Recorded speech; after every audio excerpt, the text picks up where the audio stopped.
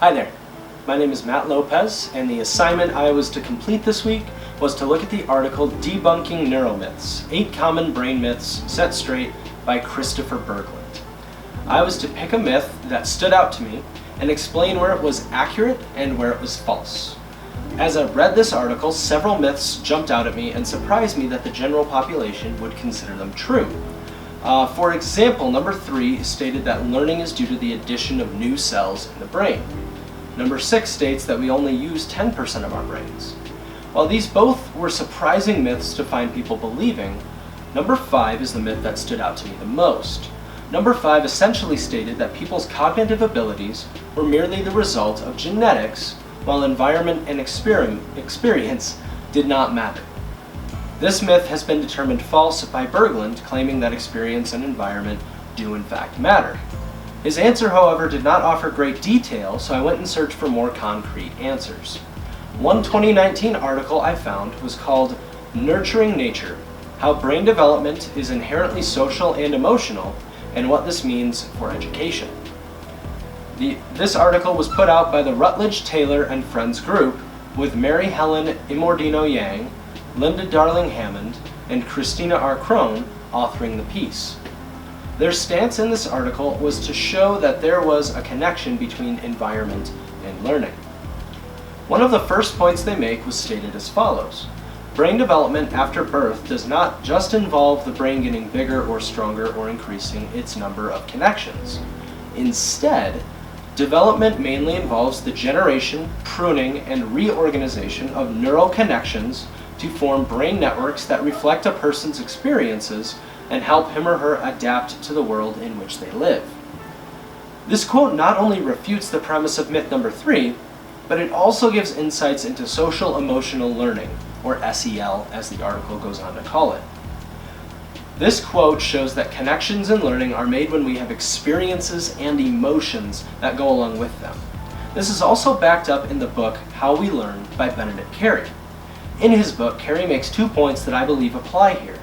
He discusses how connections to our environment and experiences help us to make better brain connections and deepen our learning.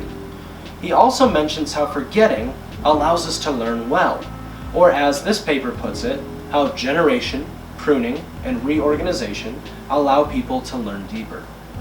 In this paper, the authors create a metaphor to assist them in their explanation. The metaphor they chose to use is one of a garden and a gardener. One quote they offer is this: just as a garden grows differently in different climates and with different plants, styles of gardening, and use, a person's brain develops differently depending on age, predispositions, priorities, experiences, and environment.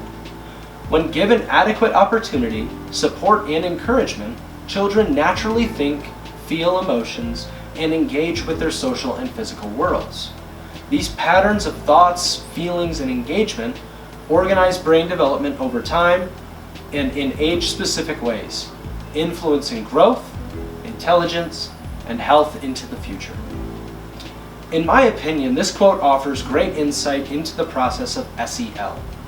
Despite people being unique and having genetic components that do affect learning, where they are planted also has a large influence on how they develop. Emotions, experiences, and relationships all allow learning to really bloom and develop. Without these traits, learning is not nearly as powerful despite genetic predispositions for intelligence. While it is difficult to go into great depth in such a short video, I believe one more quote from the article really sums up the point.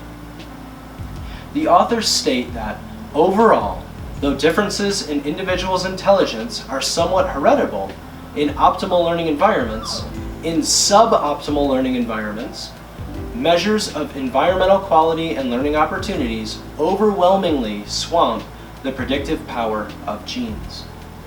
In the end, genetic disposition for learning is important, but when equal people are put into suboptimal environments, environmental quality, learning opportunities overwhelmingly swamp the predictive power of genes. As a teacher, I work hard to make sure that every student that comes into my room is coming into an environment that is warm, welcoming, and fit for learning. The better I and other teachers can create places for high quality learning, the more often normal students will be able to succeed and learn all the more richly. Thank you for listening. I really appreciate it and hope that this video helps you better understand the article Debunking Neuromyths, especially the myth number 5. I also do want to apologize if you hear any whimpering. My dogs are in their crates and they are whimpering just a little bit, so I do apologize. Thank you again for listening.